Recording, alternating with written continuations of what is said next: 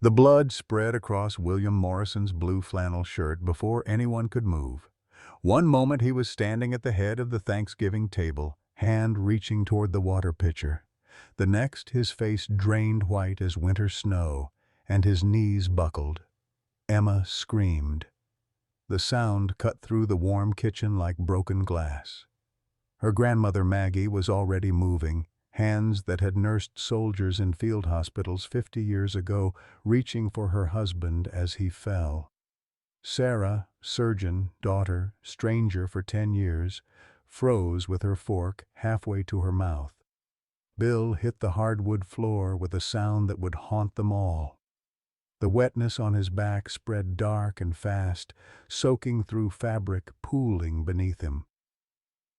The girl thought it was just a bruise, Emma would tell the paramedics minutes later, voice shaking. But it wasn't Emma who was dying. It was the secret that had waited 56 years to kill him.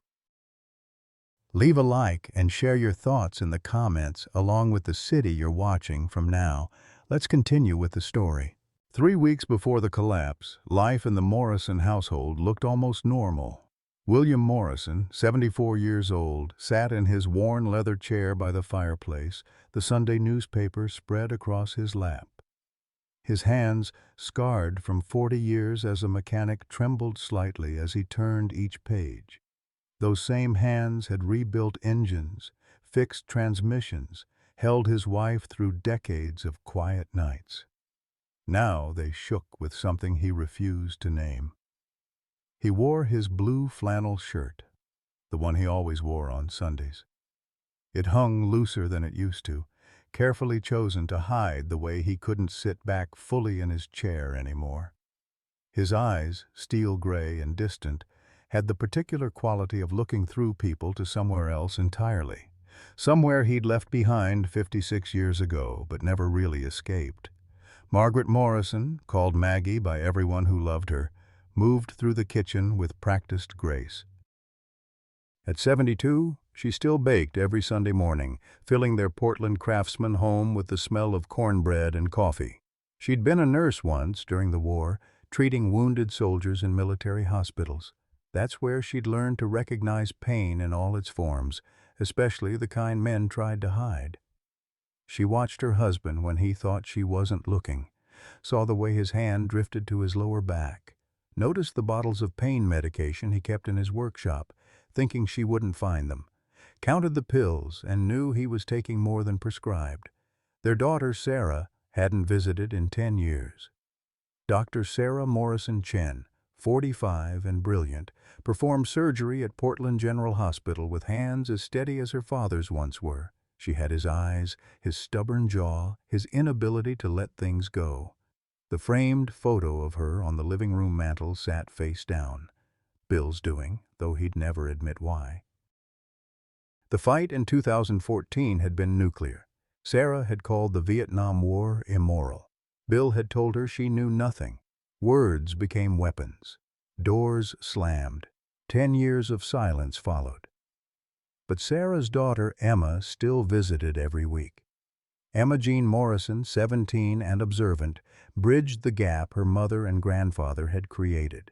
She'd sit with Bill for hours, asking questions he mostly didn't answer, bringing him books from the library, volunteering at the VA hospital because she thought it might help her understand.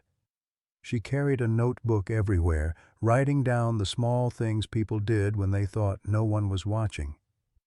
2 weeks ago, she'd gotten a bruise during soccer practice.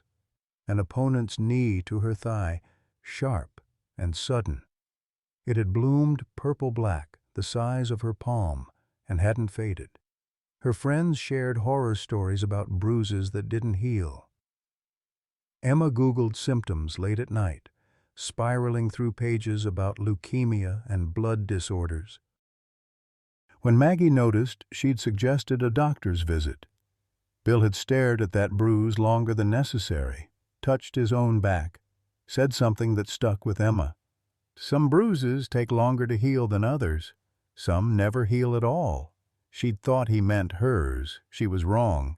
Emma's appointment with Dr. Peterson fell on a Tuesday morning 2 weeks before Thanksgiving.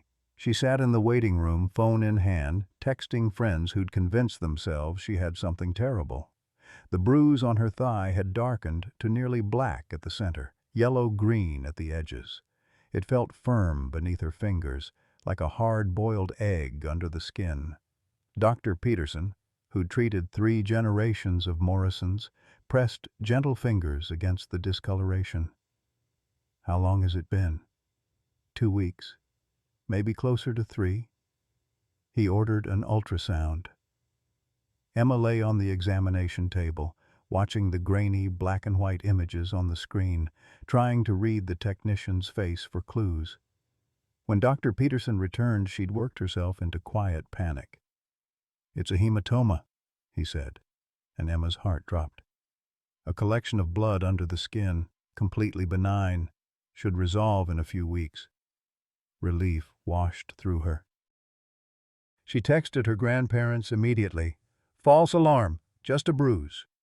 While Emma received good news, Bill stood alone in his bathroom at home. He'd waited until Maggie left for the grocery store. Now, with the door locked and the exhaust fan running to mask any sounds, he peeled off his shirt. The mirror showed what he'd been hiding. A swelling the size of a baseball distorted his lower back just above his belt line. The skin stretched shiny and tight, dark red fading to purple at the edges, hot to the touch, getting larger every day. He pressed his fingers against it and immediately regretted it. Pain shot through him, white-hot and sharp. He grabbed the sink edge, knuckles going pale, breathing through his teeth until the wave passed. Bill reached for the bottle of pain medication in the cabinet. The prescription said 1 pill every 6 hours. He shook 3 into his palm and swallowed them dry. His eyes drifted to the high shelf where a metal box sat gathering dust. Olive green, military issue, locked. Inside it were things he hadn't looked at in years, things that explained the swelling, the bullet fragment that had been waiting 56 years to betray him. He heard Maggie's car in the driveway. By the time she walked through the door, Bill had his shirt back on and was sitting at the kitchen table with the newspaper, the picture of normalcy. "How was your day?" Maggie asked, setting down grocery bags. "Quiet. How's Emma?" She texted. "The doctor says it's nothing serious." Bill nodded, relief and guilt mixing in his chest. Relief that Emma was fine. Guilt that he couldn't share his own worry. That evening, Emma came for dinner. She showed them the doctor's note, laughing about how she'd worried over nothing. Maggie fussed over her, filling her plate with pot roast and potatoes. Bill pushed food around his plate, appetite gone. "Grandpa, you were right," Emma said. "Some bruises just take time." Bill's fork stopped moving. He looked up at his granddaughter, really looked at her. 17 years old, her whole life ahead of her, and here she'd been terrified over something that would heal on its own, while he sat here with something that might kill him. "Have you ever had a bruise that wouldn't heal?"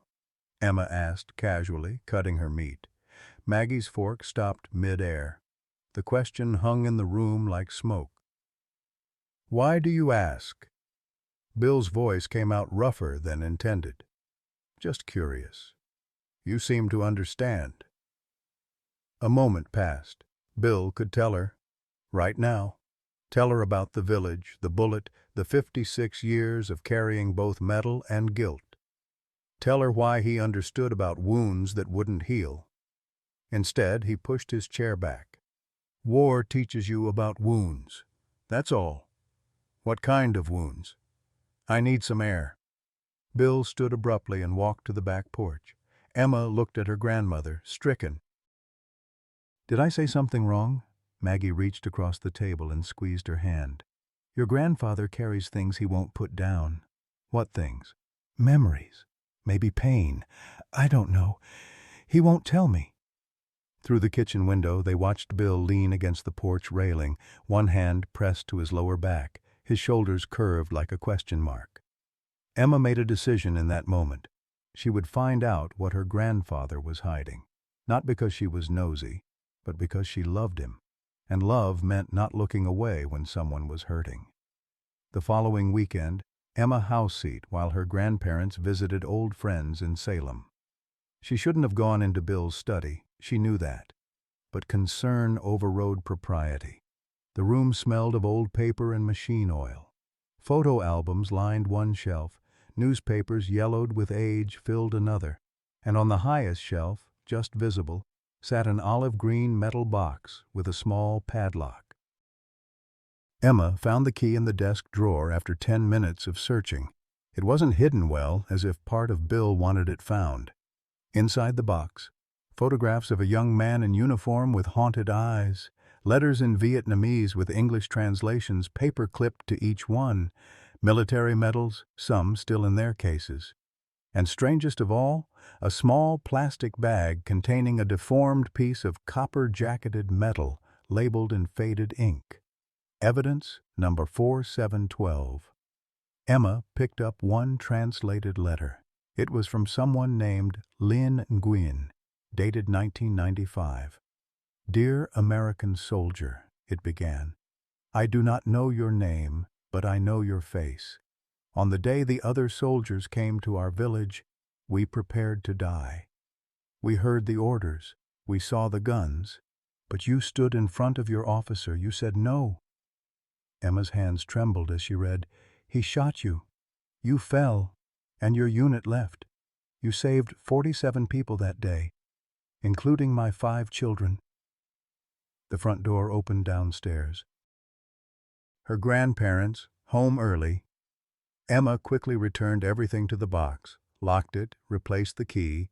She ran downstairs, tried to act casual, but when Bill saw his study door standing slightly ajar, saw the box move just a millimeter from where he'd left it, recognition flickered in his eyes. Neither of them said a word. But Emma knew something now, and Bill knew she knew. Thanksgiving was 1 week away, and the secret that had lived in Bill's back for 56 years was running out of time. Emma called her mother from her car, hands shaking on the steering wheel. She'd never kept secrets from Sarah, and this felt too big to carry alone. "Mom, I found something in Grandpa's study." Sarah Morrison Chen stood in the surgeon's lounge at Portland General, still in her scrubs between cases. "Emma, you shouldn't have gone through his things." "I know, but Mom, there are letters from Vietnamese people. They say he saved them, that he refused to shoot." Emma's words tumbled out. "Why did you two fight about the war if he was trying to save people?" Sarah went quiet. Through the phone, Emma heard the beep of hospital monitors, distant voices paging doctors. "It's complicated," Sarah finally said. "He's your father, and Thanksgiving is next week." "I know. When was the last time you actually talked to him?" Sarah looked at her phone, at the screensaver photo she'd never changed, her and Bill at her medical school graduation, both smiling, his arm around her shoulders. That was 2014, the last good memory before everything shattered. The fight had been about moral certainty. Sarah, newly confident in her convictions, had called the Vietnam War criminal. Bill had gone stone silent, then explosive. "You don't understand," he'd said. "You weren't there." And Sarah had fired back, "Then help me understand." But he'd just pointed to the door. "Get out." 10 years of silence. 10 years of stubbornness on both sides. 10 years of her daughter building the bridge Sarah had burned. She made a decision. Sarah texted Maggie, "I'll come to Thanksgiving, if that's okay." The response came within seconds. "Yes." "Oh, Sarah, yes." Sarah added, "But I'm coming as a doctor too. Emma says Dad's been in pain. I want to examine him." Maggie's reply took longer this time.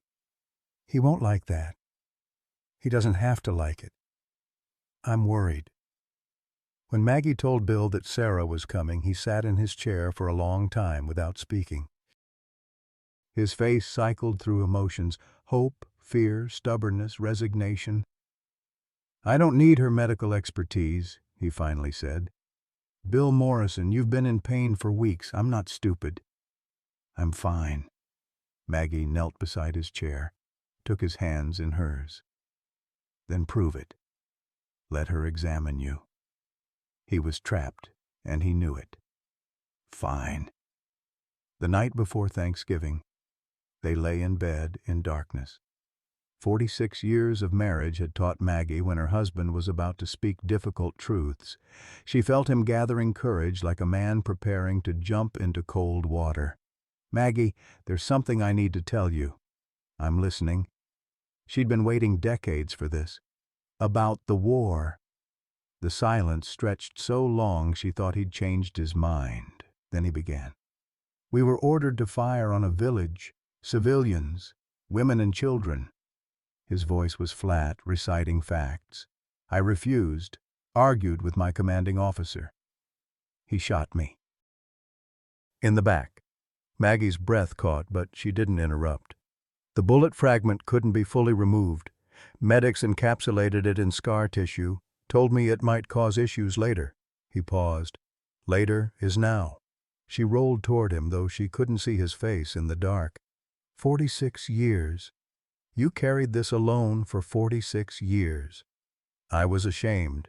They marked it as insubordination in my record. I thought you'd think less of me. You saved lives and you were ashamed? I endangered my unit. Some men died because I didn't provide cover fire. But civilians lived. That doesn't erase the others." His voice cracked. "Both things are true, Maggie. I saved some people and I cost others their lives." She found his hand in the darkness. "You did what you thought was right in an impossible situation." "The bullet," he continued. "It's infected now. I can feel it." "Getting worse. How long have you known?" "Few months. And you weren't going to tell anyone." Silence. "You thought you'd rather die than face this," Maggie said. It wasn't a question. "I thought I could manage." "Well, you don't get to decide that alone. Not anymore." Thanksgiving morning arrived cold and gray.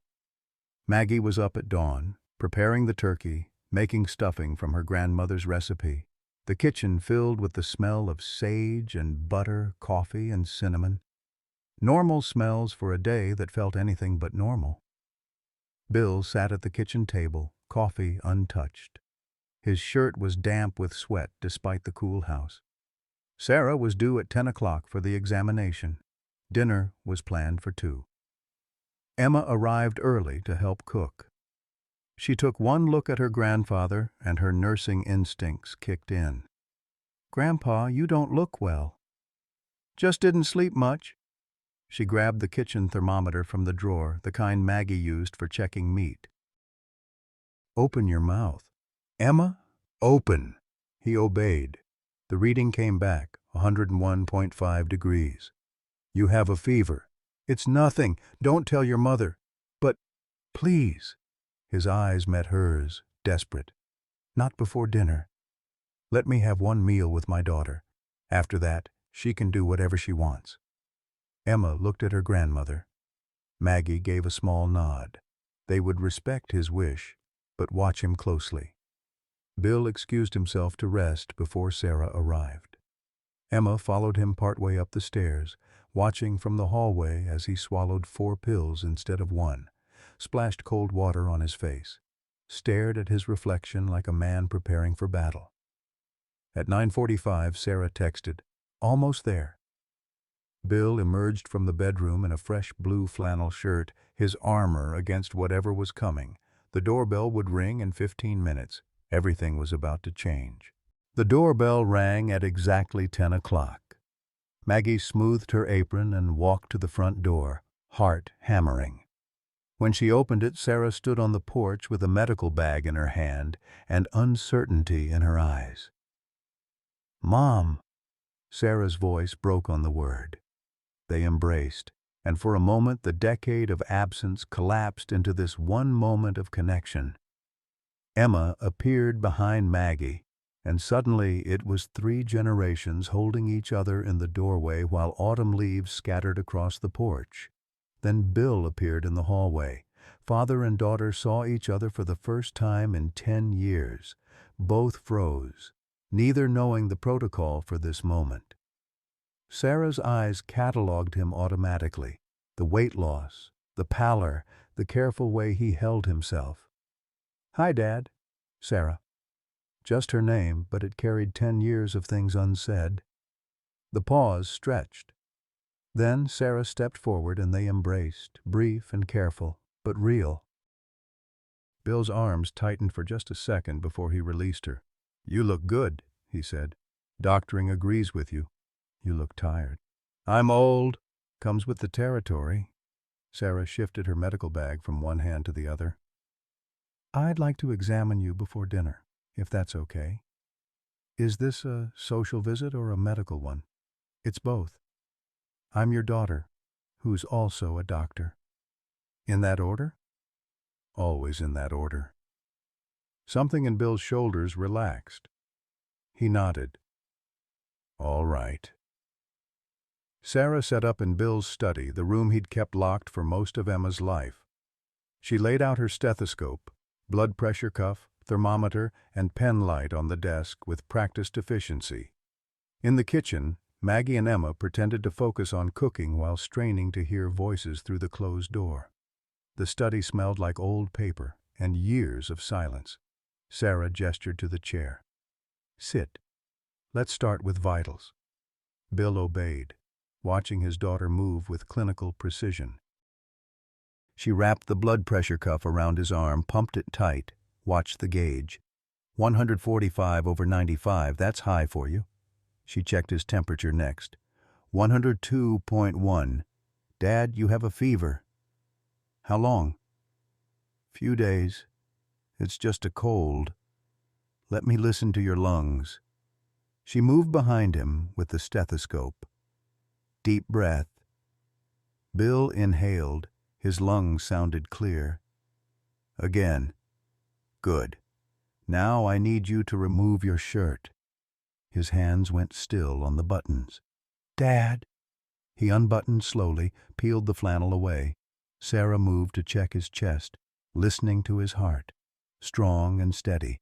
Then she walked around him. Her sharp intake of breath told him she'd seen it. The swelling dominated his lower back, angry red and clearly infected, the size of a grapefruit now. The skin stretched tight and shiny, heat radiating from it. Sarah touched it gently and felt Bill flinch. "Dad." Her voice shifted. No longer daughter, but doctor. "This is serious." "How long has this been here?"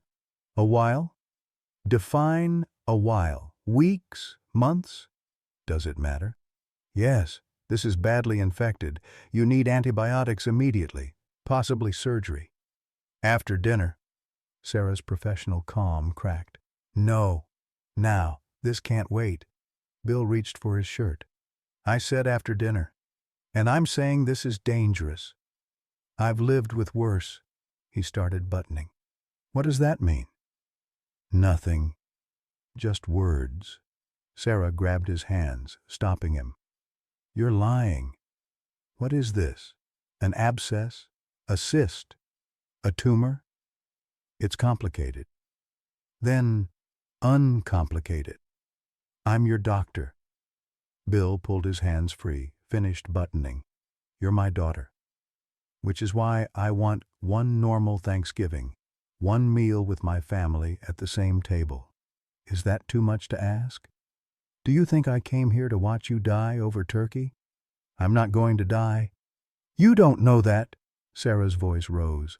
"I don't know that. Not without tests. Not without treatment." "Sarah, please." The fight went out of him. "I need this one meal.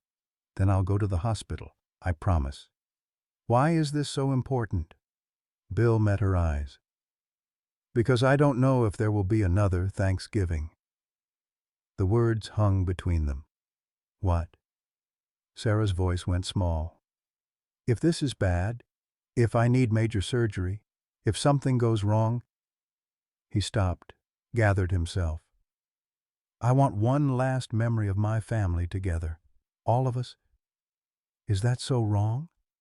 Sarah felt her medical training warring with her heart. Every instinct screamed to call 911 right now. But she looked at her father's face and saw something more dangerous than infection. She saw a man who'd given up hope of ever having his family whole again. Fine, she said finally. But you sit. You don't exert yourself. You don't lift anything. And the second dinner is over, we go to the ER. No arguments. Deal. Sarah stepped into the hallway and called her attending physician at Portland General, described the symptoms in clinical terms. His response was immediate. He needs to come in now. I know, but he won't. I'm monitoring him closely. If he deteriorates, I'll call 911. Sarah, this is your father. You're too close to this. I know, but I'm also the only person he'll listen to. She hung up, knowing she'd just made a questionable medical decision. But some things mattered more than textbook medicine. In the kitchen, Maggie looked up as Sarah emerged. Well? He has a serious infection. After dinner, we're going to the hospital. Should we go now? He wants dinner first. Sarah's voice was tight. I'm allowing it. Emma set down the potato peeler. Is that safe? No, but it's what he needs. The four of them worked together in the kitchen, a scene that hadn't happened in a decade. Maggie directed operations like a general, Sarah mashed potatoes, Emma made gravy, Bill sat at the table watching them with an expression that moved between pain and contentment. They fell into a rhythm. Emma asked about Sarah's work at the hospital. Sarah shared a story about a surgery that had gone unexpectedly well. Maggie added anecdotes about the neighbors. Bill listened, contributing little but absorbing everything. Every few minutes he shifted in his chair. Sweat beaded on his forehead. His hand trembled, reaching for his water glass. Sarah watched him like a hawk, mentally calculating how much time they had before the infection overwhelmed his system. At 1 o'clock, Maggie announced the table was ready. They moved to the dining room, where she'd set out her best china, cloth napkins, candles, and silver holders. The turkey sat golden and perfect in the center, surrounded by dishes that represented decades of family tradition. Bill insisted on sitting at the head of the table, his customary spot. Maggie took the opposite end. Sarah and Emma sat on either side, creating a rectangle of family. Bill looked around at them. Before we eat, I usually say grace. You want me to? Maggie offered. No. He turned to Sarah. Would you? Sarah's surprise showed on her face. Me?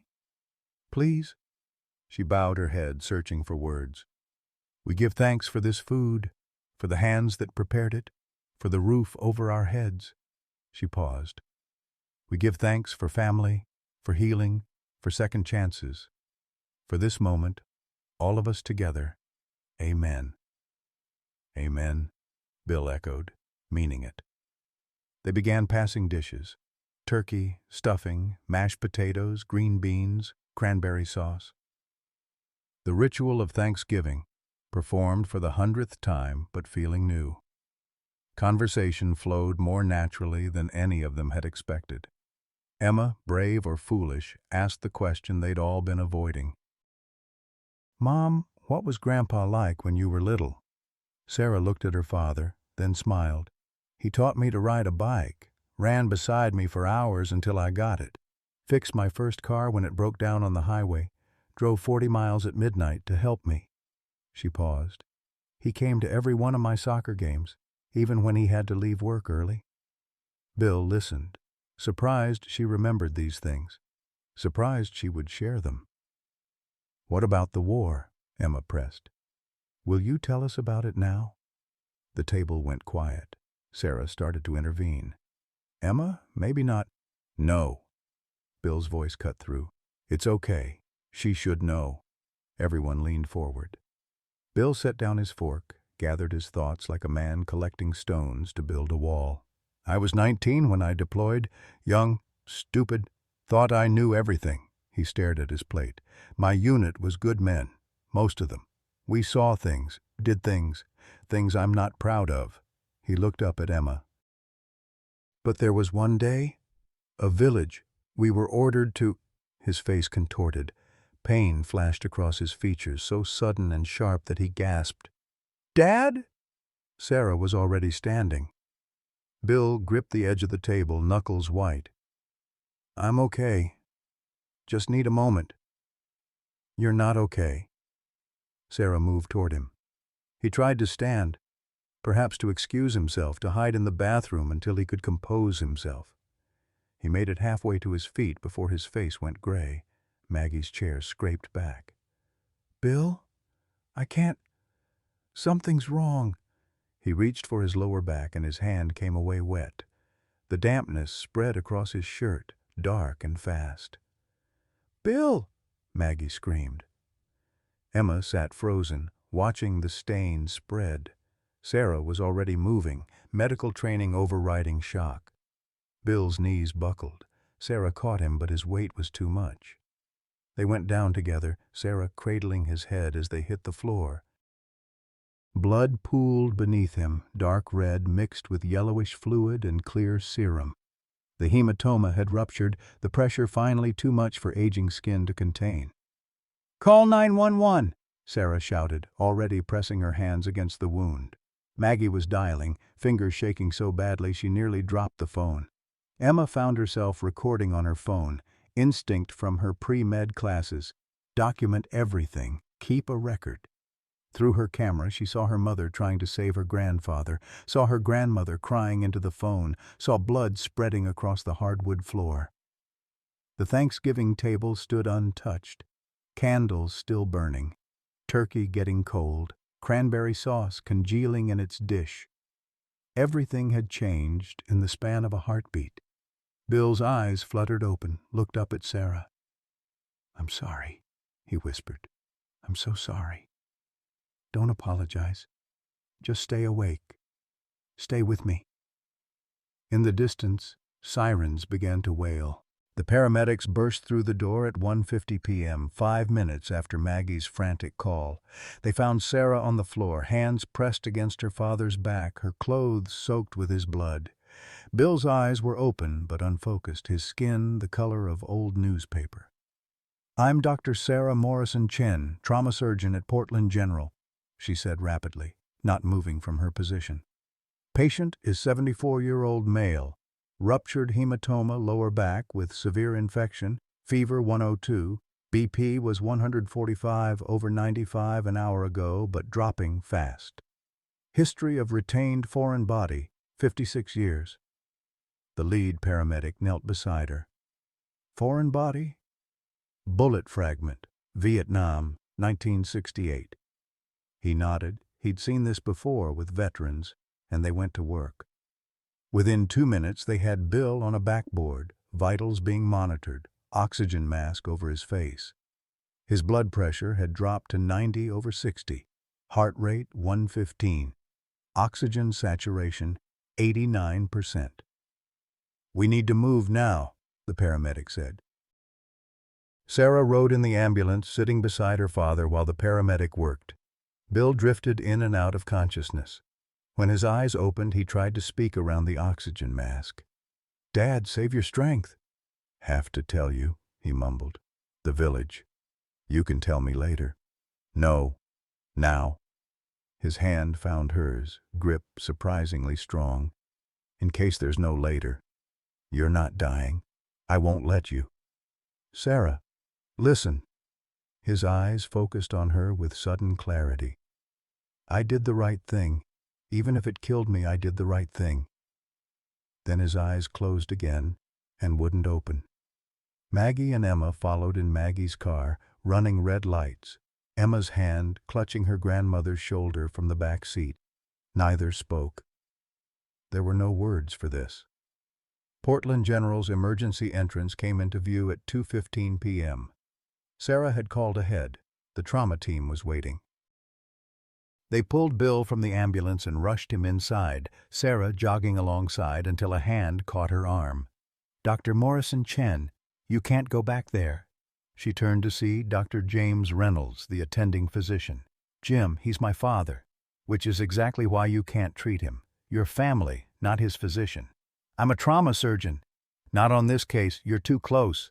His voice was firm but not unkind. "You know I'm right." Sarah did know, but knowing didn't make it easier. She let herself be guided to the family waiting room where Maggie and Emma found her minutes later. The waiting room smelled like industrial cleaner and old coffee. Sarah paced. Maggie sat with her rosary, fingers moving over beads she'd carried for 50 years.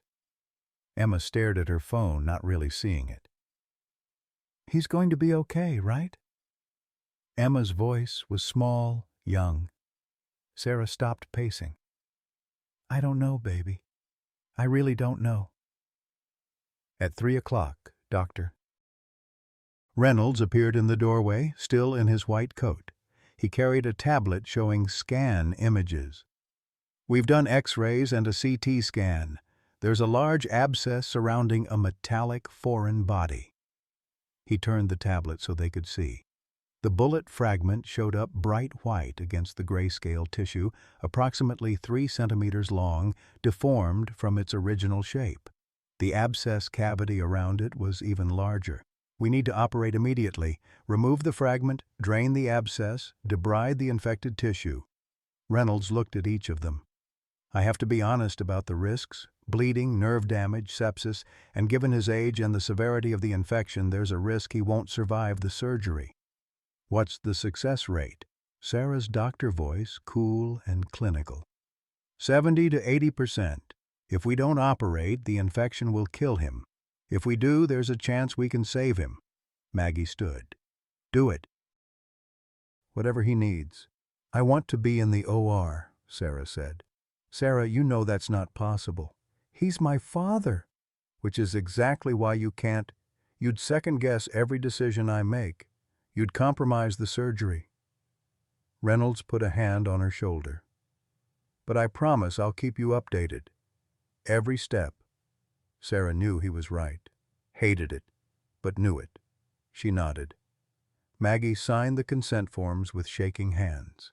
Before they wheeled Bill to the operating room, they allowed the family a moment with him. Bill's eyes opened when Sarah touched his hand. He was groggy from the medications they'd given him, but he focused on her face. "The metal box," he said. "At home. Read the letters." "Dad, focus on getting through surgery. Promise me. Read them." "I promise. I love you." His voice cracked. "Always have. Even when I couldn't say it." Tears streamed down Sarah's face. "I love you too, Dad." They wheeled him away. Sarah watched until the OR doors closed behind him, then collapsed into a chair. Maggie sat beside her, and Emma on her other side, and they held each other while they waited. The surgery was estimated to take 3 to 4 hours. They settled into the strange timelessness of hospital waiting rooms. Emma made calls to extended family. Maggie stared at the wall, seeing 50 years of memories. Sarah couldn't sit still, kept checking with the OR desk for updates. In the operating room, Dr. Reynolds worked with careful precision. The initial incision followed Bill's old scar tissue. The infection had spread further than the scans showed. He had to debride extensively, cutting away dead and dying tissue. Finding the bullet fragment took time. It was embedded deep, close to the spine. One wrong move could cause permanent nerve damage. Reynolds worked millimeter by millimeter, his team silent and focused. At 5 o'clock, a nurse emerged with an update. "Surgery's going well, but taking longer than expected." "What does that mean?" Maggie asked. "It means Dr. Reynolds is being thorough. That's good." Emma had been on her phone researching. She showed Sarah what she'd found. Articles about Vietnam War friendly fire incidents, stories of soldiers who'd refused immoral orders. "Mom, I think Grandpa was shot by his own side." Sarah took the phone, read the articles. Pieces began fitting together. The shame he'd carried, the silence, the buried medals. She called her ex-husband, Emma's father. "I need you to do something. Go to my parents' house. In Dad's study, there's a metal box on the high shelf. The key's in the desk drawer. Bring it to the hospital." "What's in it?" 56 years of secrets I should have known about. At 6:30 p.m., Dr. Reynolds emerged from the OR, still in surgical scrubs. His mask hung around his neck. The family stood as one, hearts in their throats. "He's stable." We got the fragment out. The collective exhale was audible. But we had complications. Significant blood loss. He's being moved to ICU now. Reynolds held up a specimen jar. Inside, preserved in clear fluid, was the bullet fragment. Copper-jacketed, deformed, 7.62 millimeter. The thing that had lived inside Bill Morrison for 56 years. All three women stared at it. Such a small piece of metal. Almost killed him. "Can we keep it?" Emma asked. "It's part of his medical record, but I'll photograph it for you." Reynolds set the jar down. The fragment had encapsulated in scar tissue decades ago. Recently, that tissue broke down, allowing infection to set in. The infection caused the abscess, which ruptured. He's lucky it ruptured externally. Internal rupture would have caused septic shock, likely fatal. "So Thanksgiving dinner saved his life?" Emma said. "In a way, yes. The exertion caused external rupture instead of internal." They were allowed to see Bill one at a time. Maggie went first, holding his hand without speaking. Emma went second, whispering that he'd be okay. Sarah went last, standing beside the bed looking at machines, keeping her father alive. "I'm sorry I wasted 10 years, she said to his unconscious form. "Don't leave me now." Outside, the November sky had gone dark. Inside, Bill Morrison fought for his life, the bullet finally removed, but the infection still raging through his system. The hardest part was just beginning. Thanksgiving night in the ICU felt like existing outside of time. Bill's room hummed with machines, ventilator breathing for him, monitors tracking every heartbeat, IV pumps delivering antibiotics and fluids. His fever held at 103.5 degrees despite the medications. Blood pressure remained dangerously low. A nurse checked his vitals at 9 o'clock. "His body's fighting hard against the infection. The next 24 hours will determine everything." Maggie insisted on staying. Sarah refused to leave her mother alone. Emma went home reluctantly, promising to return at dawn. Mother and daughter sat in the ICU waiting room alone together for the first time in years. The silence between them felt heavy with things unsaid. Finally, Maggie spoke. "He talked about you all the time, even when you weren't speaking." Sarah looked at her hands. "I was so angry at him." "I know. He was angry at himself, too." "I don't understand." Maggie told her about the night before Thanksgiving.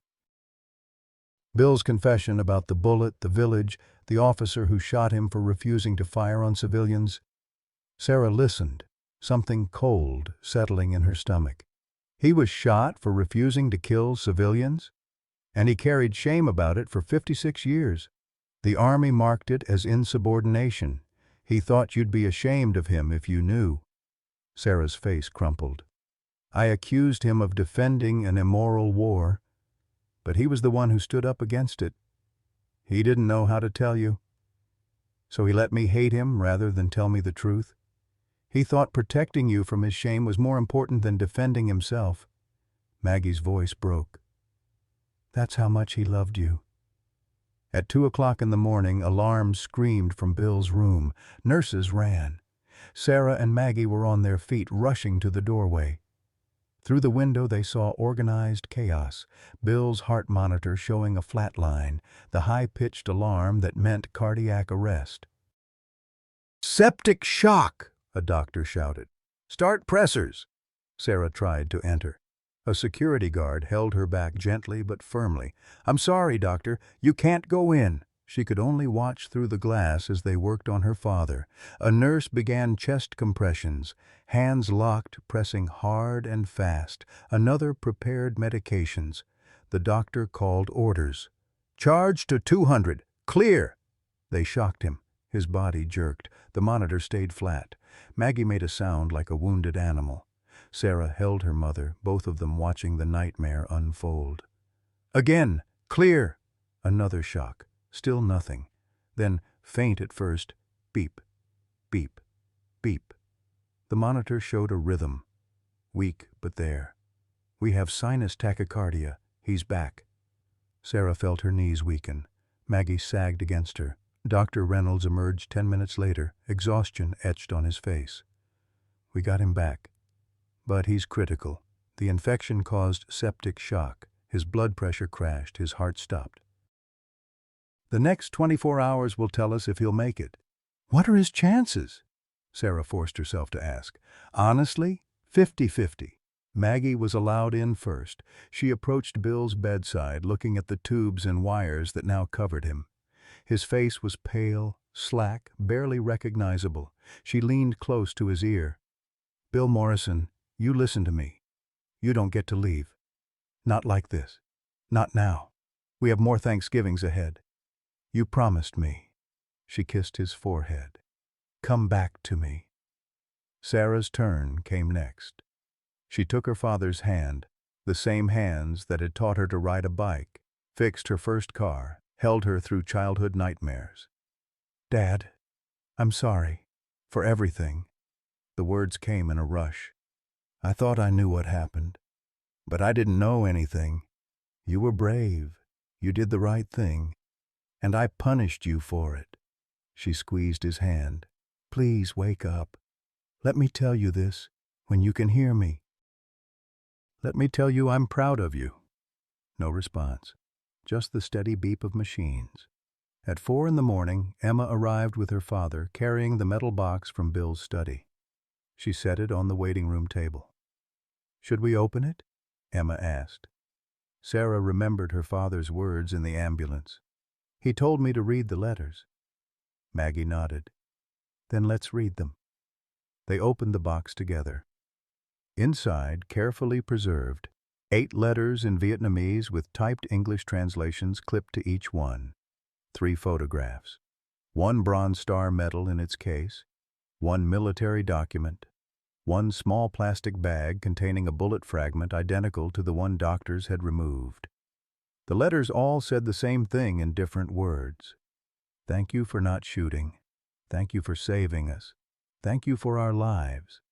The first letter listed names, 47 people who'd been in the village that day. Men, women, children, all alive because Bill Morrison said no. Later letters mentioned children born after the war.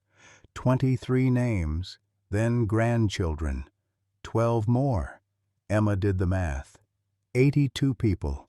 82 lives directly connected to one choice. The photographs showed a village before the war, after the war still standing, and children playing there in 1985. The military document was Bill's discharge papers, marked clearly, insubordination, refusal to follow direct order, also marked combat injury, friendly fire, and in smaller text, soldier refused order to fire on civilian target, shot by commanding officer, recommendation for court-martial withdrawn due to circumstances. Sarah read it twice, then a third time. Her father hadn't just opposed the war in theory. He'd put his body between an immoral order and innocent lives. "He's a hero," Emma whispered. "And he thought he was a coward," Sarah said. They sat together in the waiting room, surrounded by evidence of one man's moral courage, while upstairs that same man fought for his life. The bullet was gone. But 56 years of infection, physical and spiritual, still raged through his system. Dawn came slowly. Bill's fever broke slightly. Blood pressure ticked upward by single digits. Small victories, but victories nonetheless. He wasn't out of danger, but he was still fighting, and now his family finally knew what he'd been fighting for all along. Friday morning light filtered through the ICU windows. At 6 o'clock, a nurse checked Bill's vitals and called for Dr. Reynolds. His fever had dropped to 100.1 degrees. Blood pressure had climbed to 105/65. Small numbers, but heading in the right direction. "He's responding to treatment," the nurse told the family. "This is good." At 8 o'clock, Bill's eyes fluttered. Maggie was at his bedside immediately, taking his hand. "Bill, can you hear me?" His fingers twitched in her palm. Slowly, fighting against sedation and exhaustion, he opened his eyes, saw her face, tried to speak around the breathing tube. "Don't talk. Just squeeze my hand if you understand me." He squeezed. Maggie's tears came freely. "You came back." By 10 o'clock, the medical team deemed him stable enough to remove the ventilator. Bill coughed hard as they pulled the tube, his throat raw. A nurse gave him ice chips. His first word was a name. "Sarah?" "She's here," Maggie said. "Everyone's here." Sarah entered the room, moving slowly as if approaching something fragile. "Hi, Dad." Bill's eyes filled. "I'm sorry." "No, I'm sorry." Emma appeared behind her mother, carrying the metal box. Bill's eyes went to it and panic flashed across his face. "Grandpa, we read the letters. You shouldn't have—" His voice was barely a whisper. Sarah sat on the edge of his bed. "You saved 82 people. 82 lives exist because of you. But the others, my unit, 3 men died because you made an impossible choice. And you chose humanity." Bill's tears spilled over. "I thought you'd be ashamed of me." "Ashamed?" Sarah took both his hands. "Dad, I'm proud of you." The words hung in the air between them, beginning to heal a decade of damage. Bill struggled to sit up slightly. "I need to tell you everything, the whole story, not the pieces you found in a box." They gathered around him, Maggie, Sarah, Emma, a family finally ready to hear the truth. "It was October 1968, Bill began, voice hoarse. "My unit was Delta Company, 2nd Battalion. We were operating in Quang Tri Province near the DMZ. Intelligence, bad intelligence as it turned out, said a village was harboring Viet Cong fighters." He paused for water. Emma helped him drink. "Our orders were to neutralize all threats, destroy the village if necessary. We approached at dawn. I was point man." His eyes went distant, seeing 56 years into the past. "But when we got there, all I saw were women, children, elderly people. No weapons, no military-age men, just families." Sarah listened without interrupting. "My commanding officer was Lieutenant Graves. Young guy, maybe 25. Scared and trying to hide it. He looked at that village and saw his orders, not people. He ordered us to open fire." Bill's hand trembled. Maggie steadied it. "I couldn't do it. I looked at those children playing in the dirt, and I just couldn't. I told Graves there were no combatants. He said he didn't care, said orders were orders, told me to fire or he'd shoot me for cowardice." "What did you do?" Emma asked softly. "I stood my ground, said no." Bill's voice gained strength. 3 other soldiers, Martinez, Johnson, and Thompson, they refused too. Graves went purple with rage, pulled his sidearm and aimed it at my chest, said he'd shoot me right there for insubordination. The room was silent except for the beep of monitors. I didn't move, so he shot me anyway. Not in the chest. He lowered his aim at the last second, shot me in the lower back. I went down hard. The other men scattered." "Then what happened?" Sarah's voice was barely audible. Captain Morrison, no relation, was 50 yards behind us. He heard the gunshot, came running, saw what Graves had done, stopped the whole operation right there, called in a medevac for me. The village was spared. And Lieutenant Graves, court-martialed quietly. Off the record. The Army didn't want the publicity. I was treated at a field hospital. They removed most of the bullet, but couldn't get the fragment near my spine. The medics encapsulated it in scar tissue, told me it should be fine. He looked at the ceiling. It was fine, for 56 years. But you carried guilt all that time, Maggie said. Bill nodded. While we were dealing with my situation, another Village 12 clicks north got hit hard. Our unit was supposed to provide support to Baker Company. Because of the delay, because of me, they went in without proper backup.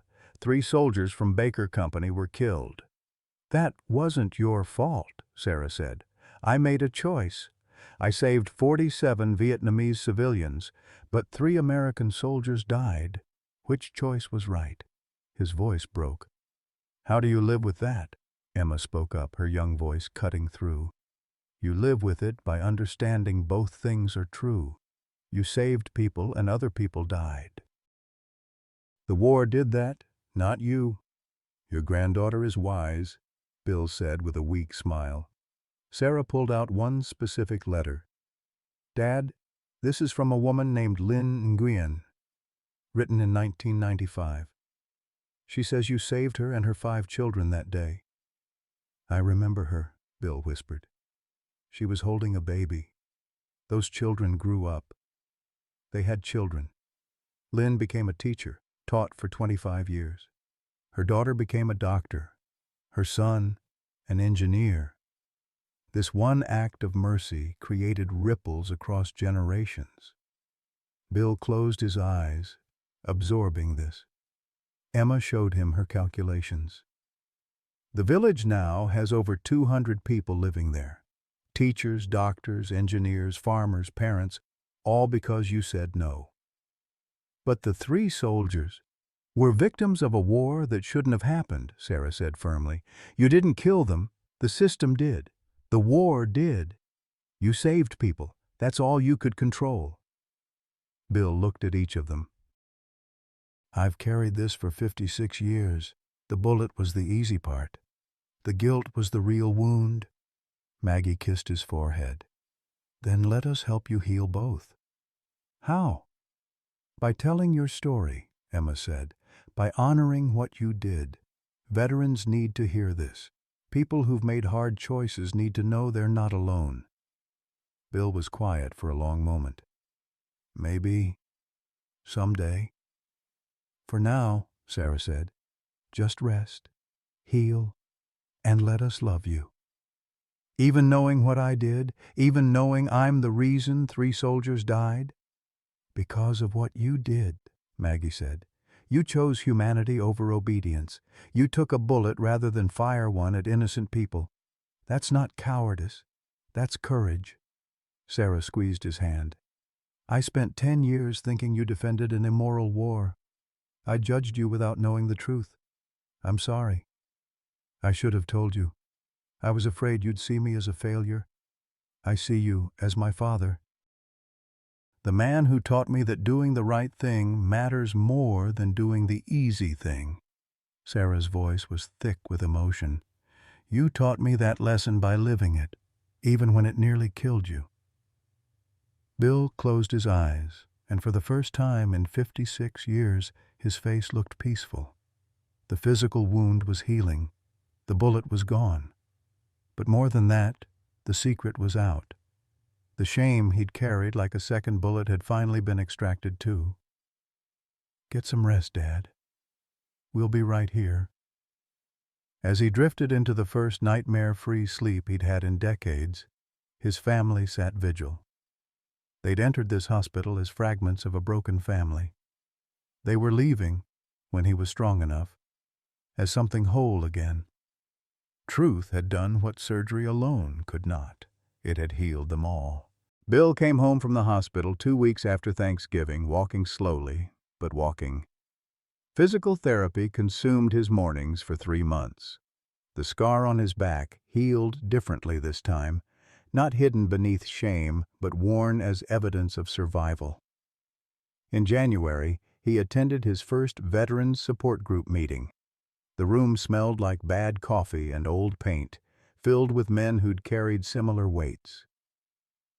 When Bill shared his story, the village, the refusal, the bullet, the 56 years of silence, no one judged. Instead, they understood. Others shared their own impossible choices, their own moral injuries. For the first time, Bill realized he wasn't alone. Sarah visited her parents every Sunday.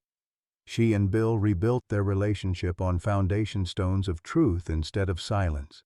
They talked about everything now: her divorce, his nightmares, her fears about Emma going to college, his regrets about wasted years.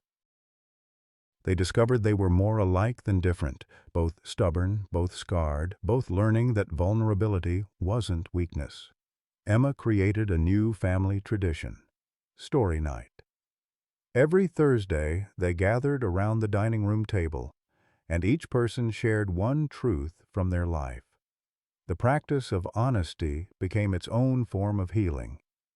In March, Emma's school newspaper published her article about her grandfather. The Portland Tribune picked it up.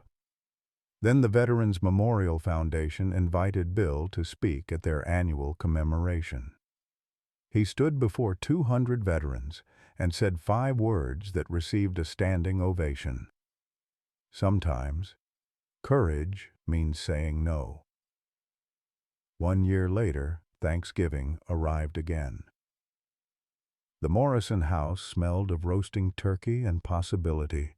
The same dining room, the same china, the same recipes. But everything was different. 6 people sat at the table this time. Extended family who'd heard the story and wanted to be present.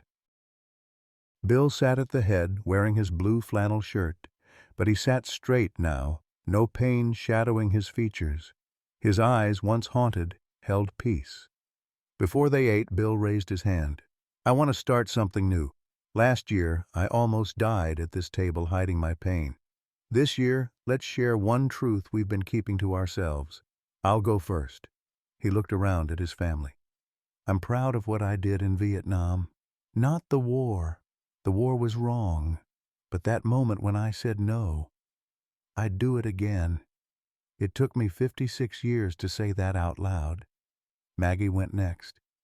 "I was terrified every day you were gone, and every day you were home but not really home. Sarah, I was angry at you because I didn't know how to ask you to open up. I'm sorry I wasted 10 years. Emma, I was afraid of losing you before I really knew you. I'm grateful I didn't." The doorbell rang as they were passing the mashed potatoes. Emma answered. A Vietnamese-American woman in her 50s stood on the porch with her family behind her, a husband, 3 children, an elderly man. "I'm looking for William Morrison," she said. Bill appeared in the doorway, confused. "I'm Mai Nguyen, Lynn's daughter." She pulled a photograph from her purse. "My mother passed away last year. Before she died, she made me promise to find you." Bill's hand went to his chest. "Lynn, she wanted me to thank you in person for giving us a future." Mai gestured to her family. "This is my husband David, our children Sophie, Grace, and Michael. And this is my brother Duke." Bill looked at the 3 generations standing before him. Children, grandchildren, all alive because of one choice 56 years ago. "Please," Maggie said, appearing beside Bill, "join us." 2 families sat together that Thanksgiving. Stories were exchanged across the turkey and stuffing. Vietnam then, America now, the distance between worlds bridged by one man's refusal to fire. Emma and Mai's children played together while the adults talked and laughed and occasionally cried. When they took the family photo, Bill stood in the center, Maggie on one side, Sarah on the other, surrounded by the lives his choice had touched. Later, Bill would say the bullet took 56 years to remove, but truth removed the guilt. Some wounds take a lifetime to heal, but they can heal. And when they do, what remains is love. Bill Morrison carried a bullet and a secret for 56 years, believing that silence would protect the people he loved. Instead, it nearly killed him and cost him a decade with his daughter. His story reminds us that the wounds we hide don't heal, they fester.